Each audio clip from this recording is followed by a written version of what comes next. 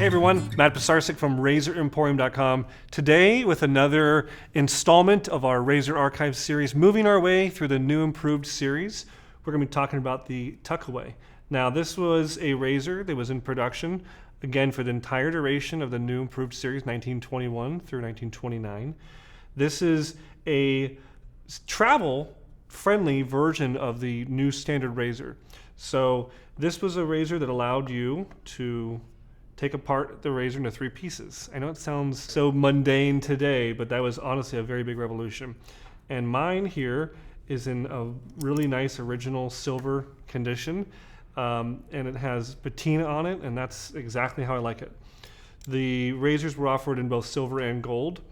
And yeah, that was kind of a new thing. You know, they did have the ball end, of course, in the old type series that took apart into 3 pieces, but the idea of having a nice little compartment for it, little travel case here, handsome, kind of look like a compact almost. Blade safe. You know, this was a really cool way to be able to take the razor, the barbershop in your pocket, on the go. And it is kind of a continuation of the Pocket Edition series. Very handsome, a smaller handle. Now this does have all the same attributes of your standard new improved razor. It's going to have the stabilizer pins that go through the cap and through the guard to hold your blade in place. It's going to have that fulcrum shoulder that the blade kind of gets pinched over on. It's going to have positive grip kind of knurling, the real heavy knurling, and all the other features of the new improved.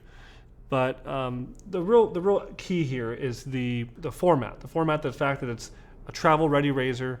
This was still sold for the same price of $5 in the 20s, which today would be about the equivalent of $70 to $75.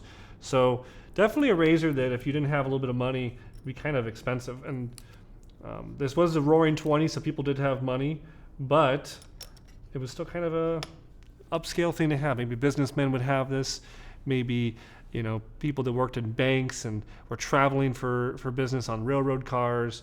And that's kind of the ads you saw. All the ads that Gillette ran in this era always spoke to that they even used statistics. They would say like 7 out of 10 bankers prefer Gillettes.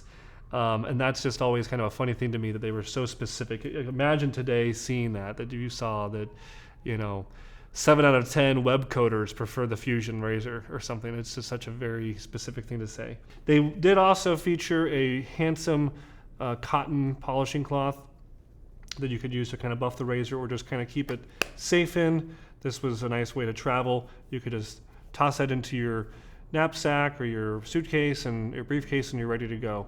So this is a razor that, again, if we go back to our rarity scale of 1 to 5, I think if you just found the razor alone, Tuckaway razor alone, is not that hard to find. Maybe 2.5, 3.5 on my scale, where 1 is you can find it at a thrift store, 5, it belongs in a museum. So maybe be a 2.5, 3 out of 5 for just the razor. But if you add into it the presentation case in good condition, the blades, and if it has all the blades in it, I think this set, this set doesn't have all of them, but if it has all the blades, you're definitely going to be up there in the 4.5, 5 out of 5, where it's a very, very collectible set if you have all the pieces and worth some cash. And I'll tell you, it's going to be worth a lot more than $5.